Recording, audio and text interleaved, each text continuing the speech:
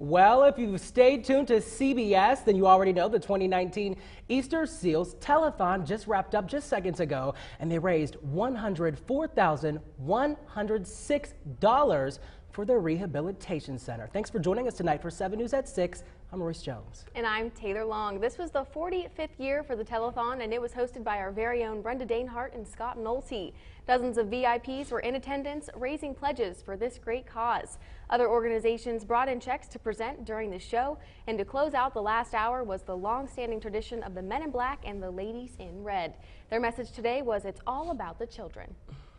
Just to see the way that the community wants to be part of it and wants to give to Easter Seals is just overwhelming, and knowing that it's going to help so many kids is really just the best feeling, and so it's nice to know that the community is on board with that.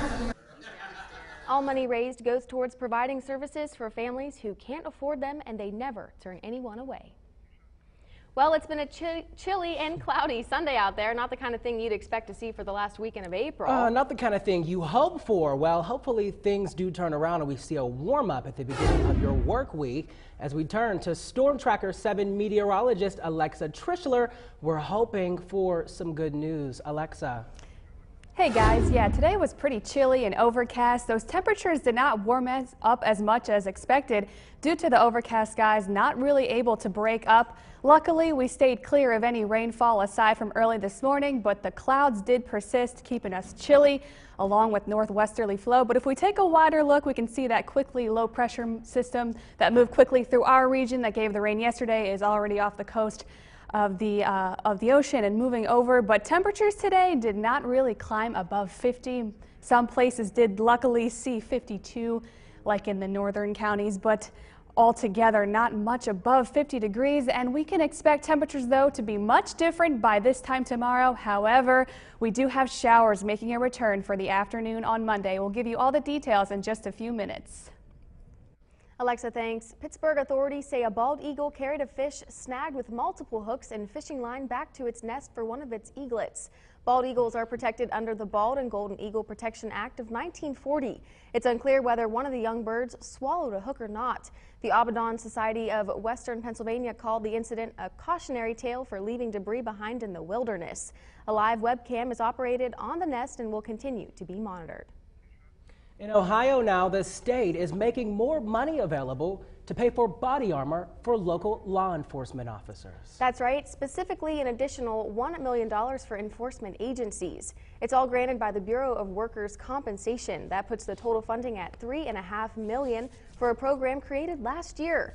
The extra money comes amid high demand for the gear, and the agency reports that 335 agencies in Ohio so far. The saga continues. It seems like there's a new road closure every week because of poor roads, and we just can't escape it. Really can. It's a problem we're seeing all over the Ohio Valley. Now, tonight, we're talking about Stone Shannon Road in Ohio County. It's been closed for a week now, but the damage dates back way further than that. One portion of the road is completely impassable now, and residents are fuming over it. They've been in contact with a number of local agencies, and now they're demanding progress. It changes every day, if not every other day.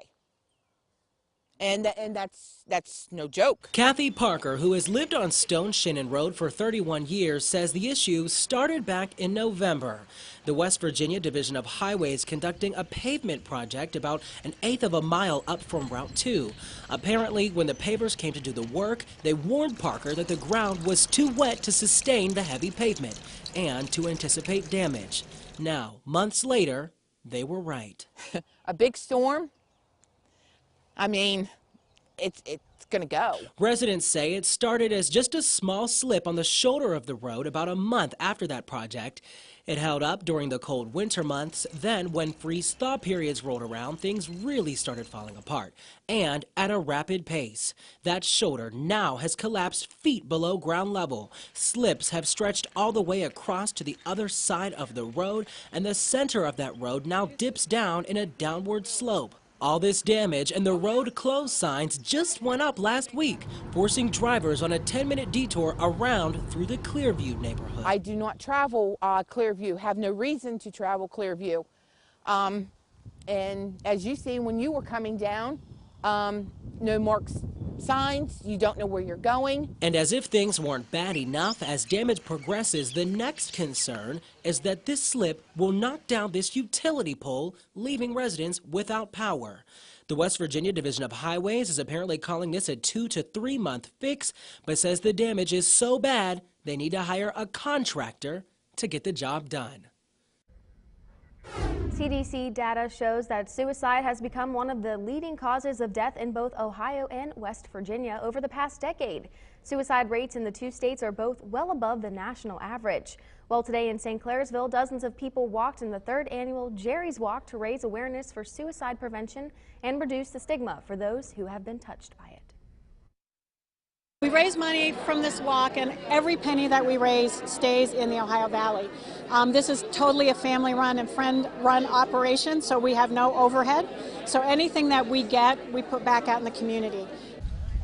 This year, most of the proceeds are going towards Meals on Wheels employees so they can identify the signs of depression and poor mental health among seniors. There's nothing better than a plate full of yummy spaghetti, but it always tastes a little better when it's for a special purpose. There are thousands of full bellies across the Ohio Valley tonight after Catholic Charities held their 23rd annual spaghetti dinner. Dinner was served all day at their Wheeling Neighborhood Center. It started at 11 a.m. and just wrapped up a short bit ago at 5. This is their biggest fundraiser of the year, and a lot of people look forward to it, judging by that crowd you can see on your screen. As you could assume, though, it takes a lot of effort, not only to make sure that the food is on point, but also to coordinate such an impactful event. There's a ton of preparation that goes into this. It's a really tough event to coordinate.